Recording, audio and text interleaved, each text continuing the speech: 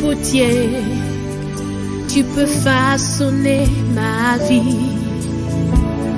Comme le potier, tu peux retoucher ma vie. Comme le potier, tu peux transformer ma vie. Oui, comme le potier, tu peux restaurer ma vie. Oh, tu peux tout recoller.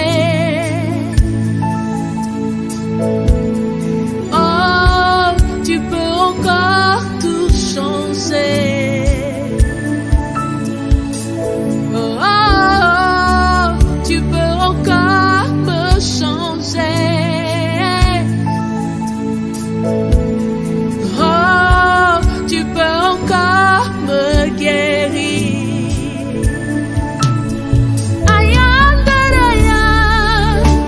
Ma force est en toi.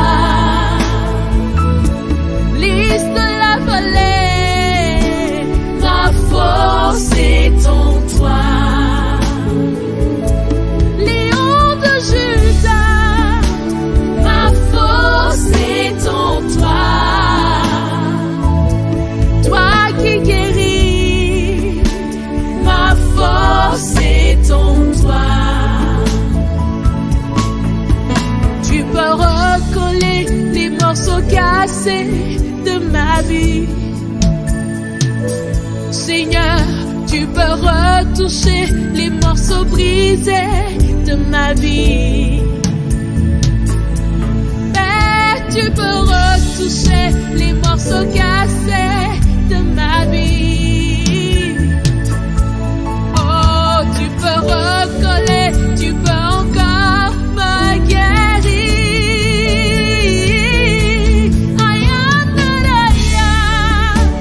Ma force est en toi. Consolateur, ma force est en toi. Lion de Juda, ma force est en toi. Lys de la vallée, ma force est en toi.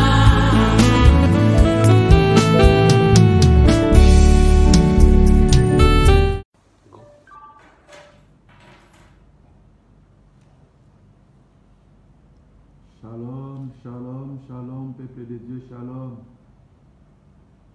Bisika nyonso bozolandanga, shalom, shalom, shalom, shalom. Shalom, ma volume, ok? Shalom, shalom, shalom, tosa l'effort pour la volume. Shalom, bisika bozali, shalom. Zamba pambola bino. Bisika nyonso bino bozali, Zamba pambola bino. Tobandi direct na biso ya lelo ya vendredi. Rendez-vous na biso chaque vendredi et le dimanche. Tozo continuer thème na biso sur marquer ta génération.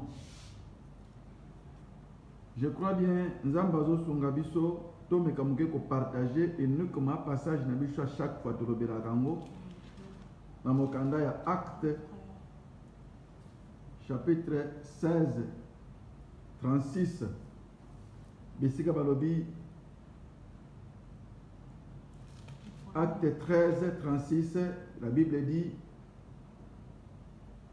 Or David, après avoir dans sa génération servi au dessein de Dieu, est décédé, a été régné à ses pères et a vu la corruption. Soit, bisika msolobi, or David dans sa génération, dans son temps. Ezapla tozomeka kosolola mikolo nyonso. En tout cas, tous ensemble, merci, homme de Dieu, Shadrach, merci beaucoup, Nzamba Pambolayo. Nzamba Pambolayo, place aux Ali. Tous parler sur David, à marquer qui génération naïe. Écoutez mes bien-aimés, tu sais comment on a que David, azalaki nani na vie moko ya pasi, simple berger na famille moko très pauvre, mais moto wana marqué génération na ye jusqu'à ce qu'atonga cité de David. Mais nzambe azanza bakufita bato aza na bomoi. David akufa, mais eza na David moko aza vivant, ezalaka yo na ngai. Yango na lobai ke toza na raison moko te ya koavancer pour na koéchouer.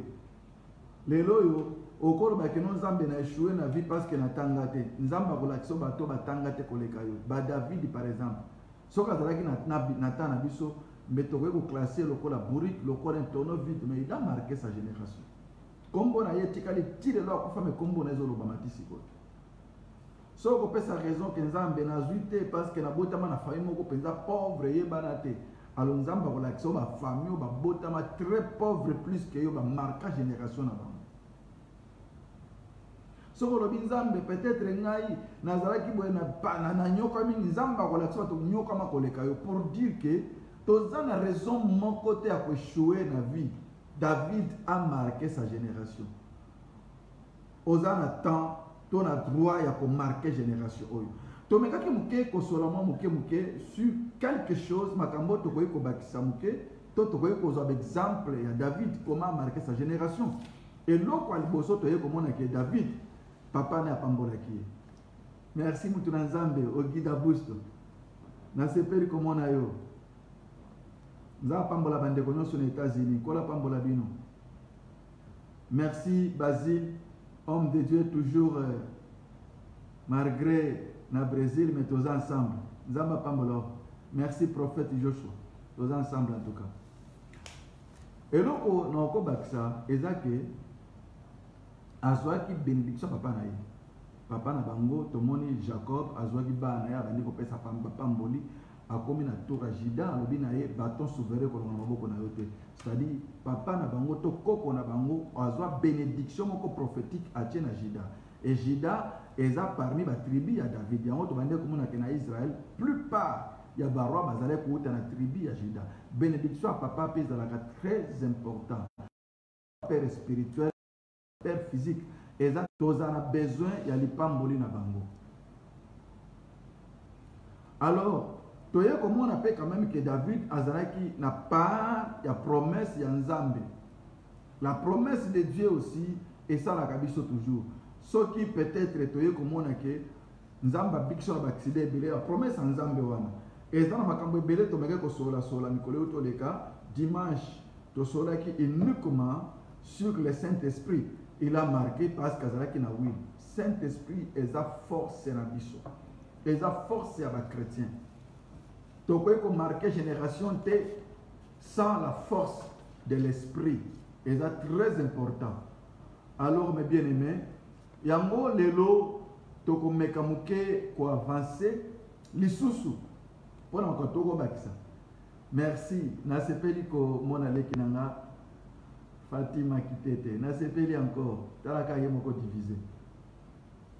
Merci beaucoup. Merci yemoko l'homme capable. Les Julio, na sepeli comme on a les sous. Et révérend Basile, en tout cas, merci tous à ensemble. Quoi la pambola bino. Et donc, comment est important na ko bakisa, ezani ni bande konanga. Lelo na lingina bakiselo comme ya muke, même pendant 15 minutes seulement to ko sola to silisi na biso wana. David a marqué sa génération pour ma foot ezalaki likola mutuna ye. Batie ma foot likola mutuna ye. Éthique marqué. Et le que ça l'a marqué, c'est le Saint-Esprit. Ça, c'est notre force.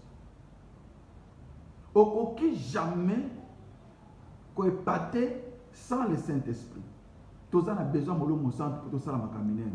Mais et le que ya muke na lingina bakisa uniquement pour David parce que même na kati ya mutu kabachaka carburant mais bazani saka maite.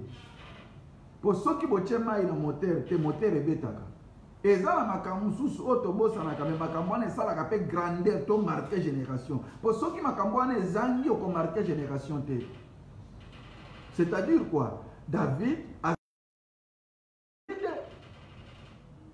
bâti ma futa l'école mutuna mais a zonga ki na zamba. A comment qui roi le même jour te. Ah, c'est là, na l'ingina la qui s'appelle Loko Moko, na lobike. Ce qui te limite marqué génération na biso. Patience et paix, c'est très important. A comment qui roi le même jour te. Batie ma futa likola mutu na ye, mais pour comme roi le même jour, azongi na zamba. Akeye ko boko so bampate ya papa na bango na mafuta likola mutu na ye. Okoy ko za ba projet ya bien na vie na yo. Okoy na promesse ya bien nzambe likola, okoy na bénédiction nzambe, mais ye bénédiction ne komona le même jour te. Azongi na zamba. Ake bunda na lion, ake bunda na ours, nzambe ake former lisusu na zamba, point d'expérience. Akoyeba okanga motema, azala patient na sima lobi abima koma roi. C'est-à-dire que patience peut eza part ya moko ekoyi kosunga biso lobi to marqué génération. Na lingina loba nini? Lelo génération moko ekufi, génération moko ebe. Uniquement pourquoi? Parce que or la patience est très important. Patience est très important même dans le ministère, même dans la vie na biso. Nzambe apesa biso exemple patience et belé. Merci pasteur Serge Pami. Mutura nzambo nzamba tomboli na kati ya Suisse. Na sepeli en tout cas nzamba pambolo ya mini. Alors mes bien-aimés dans le Seigneur, c'est important. Il y a patience dans le ministère. Tu sais très bien comment Nzamba bengaki Abraham. Nzamba bengi Abraham. Après c'est Abraham promesse. Mais il y a qui le même jour de promesse Abraham jusqu'à ce qu'Abraham atteigne 90 ans. Et 100 ans, excusez-moi, si 90 ans. Moi c'est comme une double ménopause. À cause de la promesse. Mais mon collabota qui mokile ningani. Mais n'est-ce pas la grandeur na ye? Eza patience. So kotangi na mokanda Isaïe 51, Nzamba lobi porter les regards vers Abraham. Botombo la mise pas Abraham. Bo considérer Abraham a marqué génération na ye, mais parce qu'azala qui patient. So qui to koyi kozwa exemple moko ya muke. To yo kozwa exemple ya Joseph. Nzamba ben Joseph après ses promesses na âge nini 14 ans. Mais accomplissement nango na 30 ans. A patienté bambula boni 16 ans, mais 16 ans moi il y a sengote, il y a ba prison, ba koseli makambo, mais na suka nango merci mutu nzambe dadi maputa tous ensemble en tout cas na kati ya Brésil en tout cas merci na sepeli ko comment nous tous ensemble. Donc mes bien-aimés dans le Seigneur, patience est important dans le ministère. Les gens qui sont belés, ba bébisi ba vie na bango, ba bébisi lobby na bango, ba lien lobby na bango. Uniquement pourquoi? Parce que ba tubaza patienter. Na ebi mwana moko, na mona ki jeune moko, azo évoluer makasi makambo nzambe, nazo sepela na ye, ezo salangese komona comment moto azo évoluer. Mais un jour na tout na ye, ah, mais na mona ozo avancer bien à vie, ngai soki nazo avancer bien ça parce que ngai na bakisa ma bokoko muke.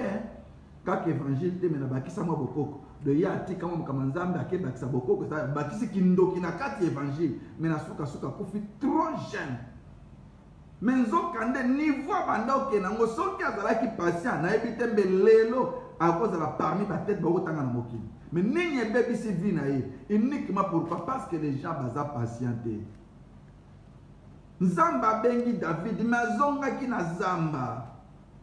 Et dans le passage moko biba livre moko ya Bible, eza Genèse, Exode,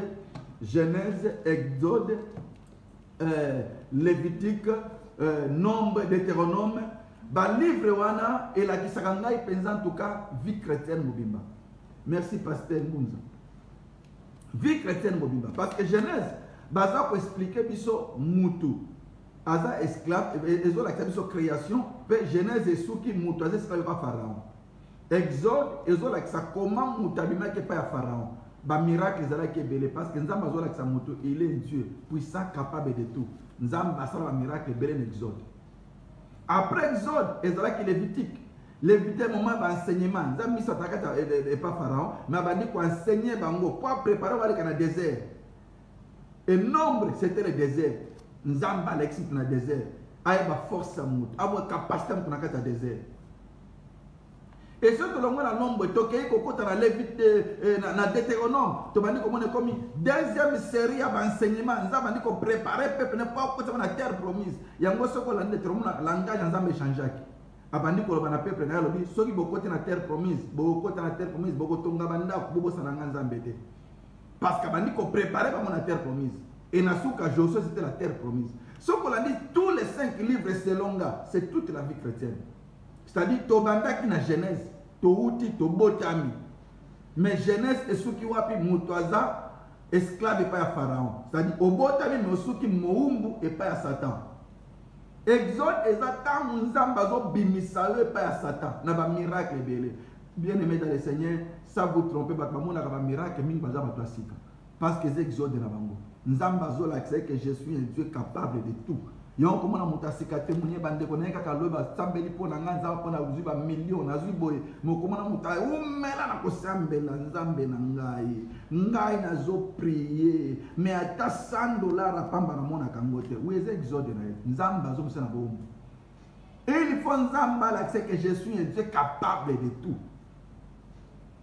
Mais soki abimisi mutu na boumbu na sima collection lévitique moma d'enseignement.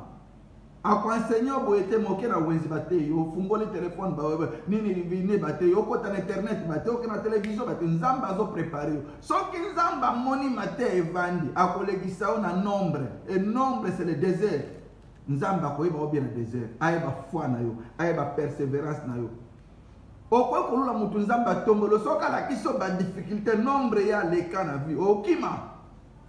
Pour la grandeur ya mutu mais niveau ya l'équipe comme on okima aleka na nombre maye comme passe soko tangi na Bible comme on a peuple à Israël babandi ko sepela bazonga d'abord en Égypte pour passer l'équipe vos mettre en Égypte que tous à la a na nombre passer l'équipe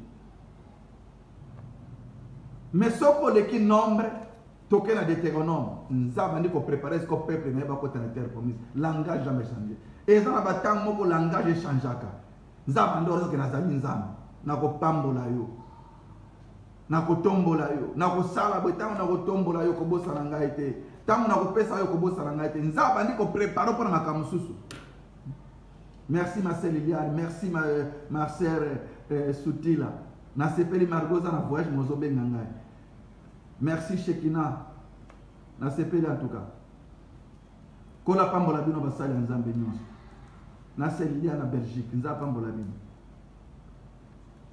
Donc mes bien-aimés, ezola ki sabiso ke mutu nyonso e fale kananzela wana. Obotami nzamba former yo après ko former yo après formation, alekiso pa ba foi na yo capacité na yo, persévérance na yo. Nasima a cotisio na grandeur. Mais ni nyonso a préparé yo na patience. Et l'autre bomi batebele patience lelo. Patience bomi batebele. Mutaza na posa zwa nyonso lelo. Asomba avion lelo, asomba mituka lelo, asomba bandaku lelo, akoma lokola batu nyonso. Kolula batu lokola ya zwa kinga pena zwa lelo. Non mais bien aimé, mutu na mutu anatana ye. Toko yeko bote mabiso so jour moko me ba ere keseni.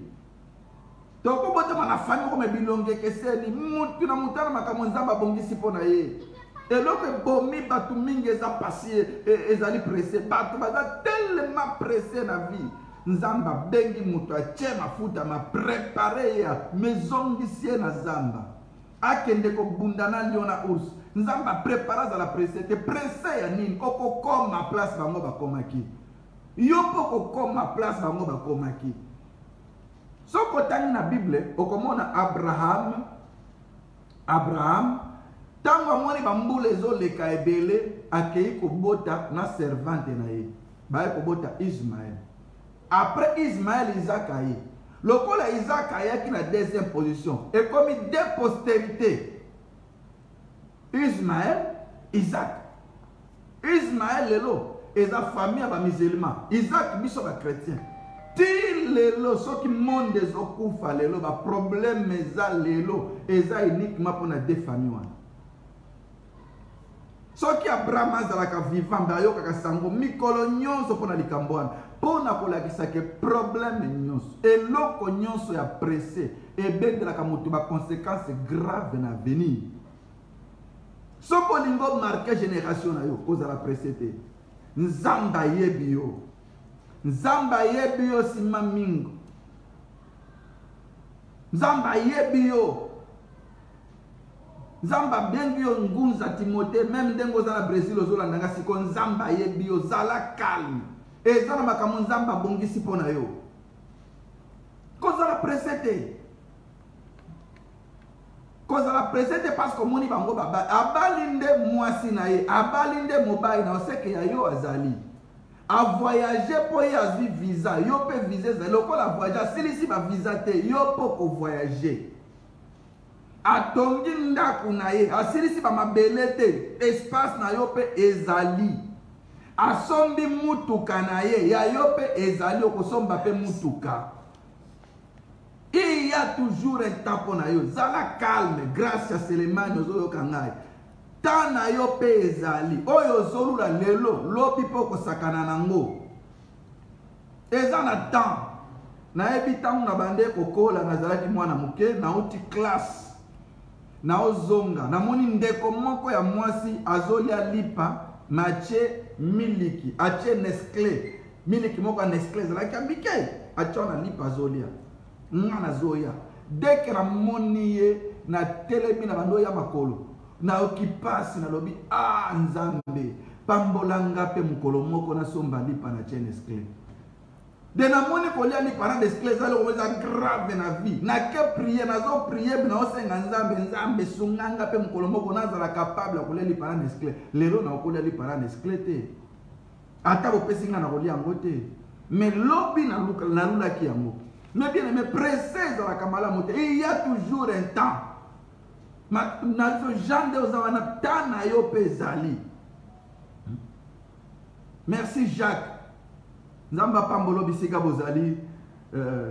Kola Pambola Yami. Il y a ces pays en tout cas. Temps est ça.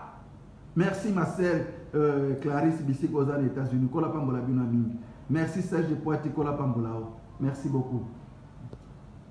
Il y a toujours un temps. Dans la Bible, Pierre Azraki a toutes les capacités pour réussir dans la vie. Pierre Azraki a la capacité non pour réussir dans la vie. C'est-à-dire, Azraki pêche à Boutou. Et là, pour sa première capacité, Pierre Azraki d'abord la boîte. Azraki capacité. Deuxième, Azraki pêcheur et talent. Dans Azraki a talent à pêche, à échouer, à pêcher. De pêche, Azraki m'a kila pour naïe. Et ça, na talent. Troisième capacité à Pierre, Azalaki na filé, ça sa matériel. Il y a moi attaqué misita bande ko sokola filé, na bi que logo le simbité lobi ko simba namo. Parce qu'Azalaki sûr à okangambisi. Et quatrième chose capacité, Pierre Azalaki na relation. Batolobi la ki sana relation na sa ndenge aux anan. Azalaki na relation, moi tangambisa benga batba ko sunga e ba relation na. Et cinquième capacité, Azalaki la connaissance du temps. Pourquoi? Parce que bande ko péché pendant la nuit. Ayebaki bien que na butu aokanga mbisi ebele. Mais a péché toute la nuit. Na temps convenable. Toute la nuit akangi mbisi te. Ndeko comme avec place batozo zwa mbongo. Batozo reçu mais comme il tourne yo pe simbité. Et ça na pe malédiction te. Metana yo eza. Oliaka ngambisi na moi metangu na Yesu ke kubitangu Yesu aye na boîte ezo représenter stand na ye. Yesu akoti na boîte na ye makambo changer. Alobi na Pierre poussa boîte na yo boaka filet na yo. Akanga biso nanu akanga te jusqu'à ce que filet bandi ko pasuka boîte bandi ko zinda. Eza na ta oyo ko mona miracle. Boyeba ndeko nanga Pierre Olia Fukama a remercié Jésus. Mais alobi na Yesu longwa pembe na ngana zamuta masumu. Miracle tindie a tout bela a confessé que na zamuta masumu. Et ça ba miracle on nzamba ko salela yo. Olio misa nzambe bano Fukama ba nzambe limbisanga obando kanisa masumu no salaka. Parce que nzamba sali miracle. Na zolo bana mutu moko. Na olo bana mutu zola nanga Timos mukoko zola nanga na olo bana yo. Et ça na miracle o yo ko zwa. okoka kolia yango yo moko te kobenga bato baya kolia na yo. Pierre aliaki yango ye moko te abengaki bato baya parce que elekaki ebele. Parce que tana eza na ta oyo nzambe abongisi mpo na yo. Zala calme. Zala calme. Travailler na kati ya kimia. Zela tana yo. Soko lingo marqué génération na yo, il faut za lokola David azui mafuta mais ake zela tana ye. Ake bundana nyona us. Azela tana ye ko kapasa la exploit. Zela tana yo ko zanga ko zela ta batu ebele. Bazui kindoki. Bakota na ba maison, bazui ba kisi, basali makambo ebele uniquement pona koyeba tante. Lelo basi ebele, ba memi bibai na bamona be rêve, mibali basi makisi pona nini? Parce que monaki na ndako akingani. Amonaki muninga na yazozua, amonaki mobala muninga na sombaki boye. Mobali songola ete kosombela mwasi okingani boye. Ngai pe ifona zora na yango, ngai pe ifona zwa yango. No mama. Tana yo pe ezali. Soki asombela ki eza tana, tana yo pe eza. Il pose la tana yo eko salema. Zala toujours posé na makolo ya Yesu. Zala calme. Nzamba lobi na Bible na Isaïe lobi. Botombola misu epai Abraham papa na bino. Na benga ki na pambola pe na komisa ki ebele. C'est-à-dire, to kontera Abraham. Soki nzamba pambola Abraham na ajuana. Mutakoma qui na ajuana ko eko bota te mwasi akobota c'était impossible mais nzamba permettre ya bota akope ko sala miracle na vie na yo mais ce qui est important tana yo eza soki nzamba sali même mata banzete eto sabatan ya malala pe bimaka soki malala bimi manga pesa na tourna yango pona nini yo poza tourna oza pe na tourna nzamba yebi yo eza na tamo ko même kindoki ya famille na bino ko mona ngote.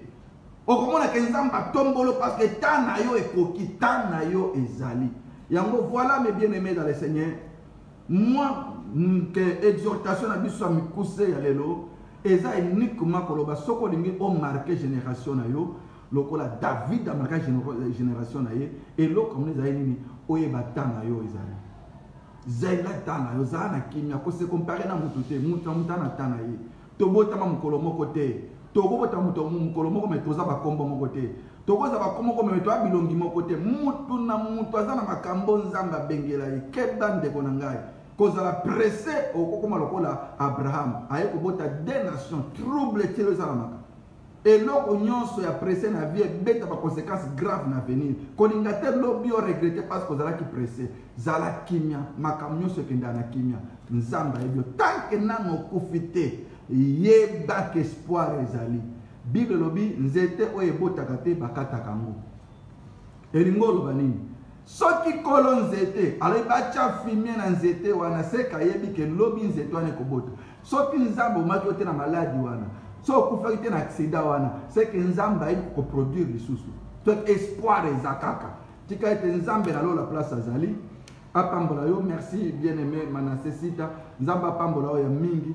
Nalingi to sambela muke nzamba kanga yo misu otala tala batute motala nzamba zo préparer pona yo nzamba sala yo bolamu ndeko moko alobi eloko moko abien na CPI nango alobi nzambe acha vitre ya liboso mutuka ezala munene me rétroviseur muke kotala sima muke même liboso ndo otala ebele parce que nzamba otala mingi o eza liboso na yo tikete nzamba sunga mutu moko azoyo kangai. Soko linge komi bomate komi bomate susute tana yo ezali komi bomate parce que yebi lobité komi bomate po yebi lobité soko lingo bomadi bala soko bomano libala wana te po yebi lobité ezala makamino nzamba ko c'est soko la ndi message alelo c'est que nzamba latino na biso likambo ko bomate ko kima pe famille wana te ko bwa ki sape bango te komi sala pe mabete zela tana yo eza mukolo moko ozala témoignage abande ko ebele. Mukolo moko nzamba ko sala yo okoma témoignage à batebele okoma histoire à batebele tikete me bien aimé place bino bozali soki tokoye ko sambela muke na kombo na Yesu senge pai na nzambe ke nzambe sunga ngai nazala presete menazela oyo bongisi pona ngai na kimia na motema na ngai na kolia yango pe na komona yango ko vivre yango na kombo na Yesu.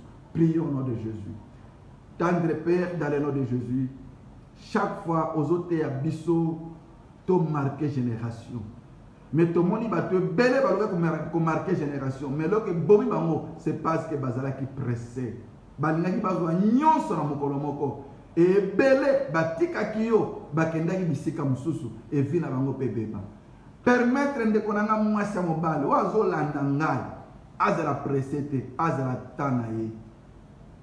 Ta yeso ke komi nzambe nazo yeba okosote bandako nyonso kopona ndako na ye okosote bato nyonso okota place ya azali osepelisa peye dans le nom de Jésus tikete zongisa espoir na motema motu nyonso oya komaki désespéré wazere capable ami boma ami sala mabe tikete message ya elo epesa ye espérance lisusu po azongela yo dans le nom de Jésus na pambolio na kombo na Yesu amen.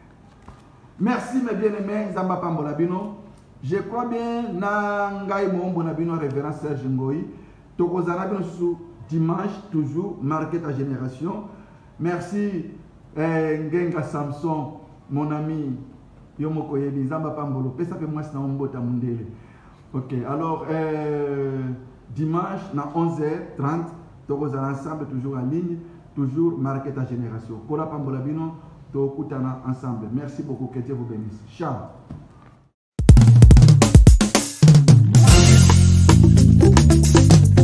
Hey, alléluia.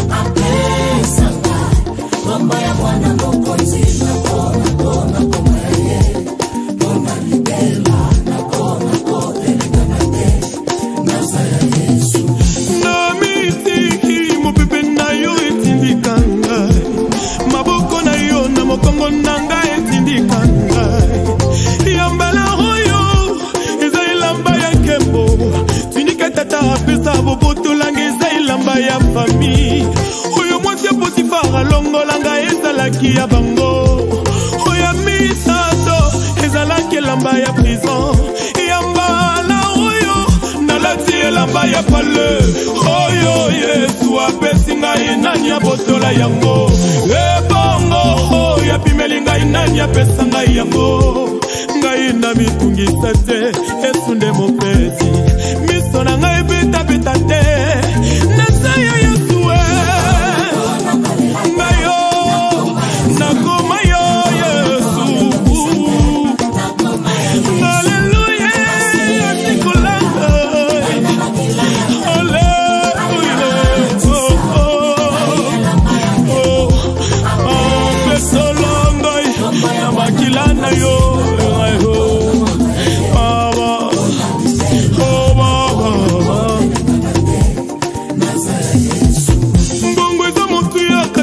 mananga eleki mbongo yambala oyo eza elamba ya kembo miso oyo emesana komona eloko te na bomoi na ngai yambala sambo oyo ekomona eloko lipanda oyo ya moke bozomona ezuwa nonse mvula mvula ekonoka wakabe ya komona nga mosali na yo nakokufela na ila malteteshama Salina kokufela na ila maltete Yeso kino na mona babarba babongola maloba ngai mosali na kolongwa mokilio na humiliation te ngana lenga lenga te na saya nzambe lisusu na tepate pate alliance za makasi